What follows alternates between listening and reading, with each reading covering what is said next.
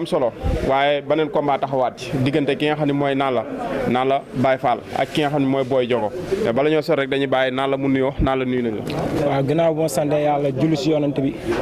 di sant àdduna wërngal këpp di bëggee ñi fi teew ñëpp di rafetlu ñi fi teew ñëpp di rafetlu Père Sidi Diakhaté li muy def parce que day jàppale jeunesse bi waaw di sant yàlla di julli si yonent bi di ñaanal sama yaay fu mu tëdd yàlla na suuf sedd si kawam di ñaanal sama papa fu mu tëdd yàlla na suuf sedd si kawam waaw.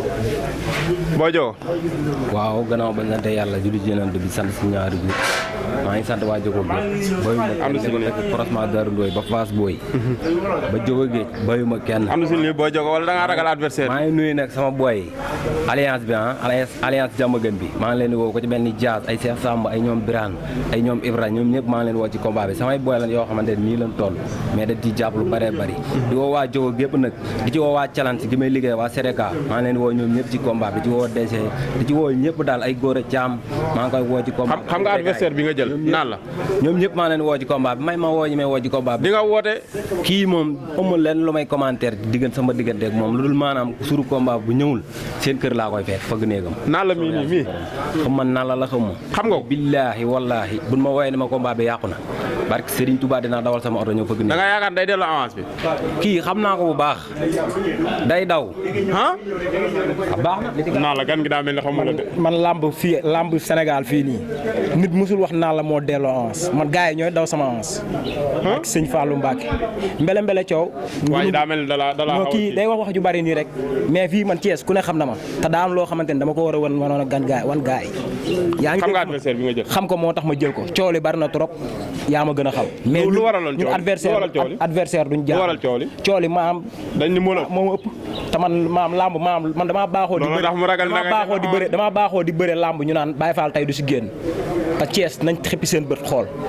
waaw dañuy xool sa diggante kii barki Seera Fall dinañ gis leneen lu bees tax billaahi wallaahi wa taalaay fii laa la ko waxee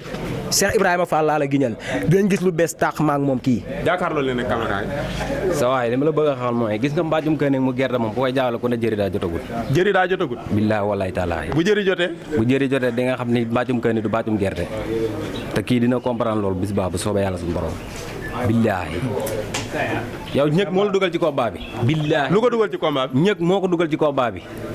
mais lu ma wóor la wóor mooy combat bi den ma woo ni ma amul mais li ma la waxoon sànq rek bis ma wooy ni ma amul Seera Fall xam na ni man du ma delloo avance musuma delloo avance si àdduna barki Serigne Touba Mbacke challenge laay liggéey challenge bi président bi fii la dëkk nga ne ko am nga jot laay liggéey xam naan boobu baax barki Seera Fall maa ngi woo waa challenge gépp nag ñi nekk Jogo Kamba maa ngi woo tamit ñi nekk fële noonu la demee ñun moom gannaaw ma sante yàlla maa ngi woo R100 ñëpp ñun R100 fa lañ juddoo yaroo fa di woo ki nga xam ne ñun namuñu dara R100 ndax dañoo am maître Ousmane Diagne mi nga xam ne bu jeunesse bi jugee ñëpp moom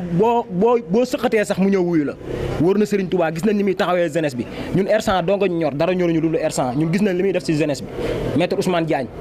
gis nañ li muy def ci jeunesse bi lamb gis nañ li muy def ci lamb gis nañ li muy jàppalee ndaw ñi dañuy ñaan mu génn ñun jàppale ñu comme ni ñu naan jàppalee maître Ousmane Diagne dañ koy woo di ko woowaat parce que suñu mag la suñu lépp la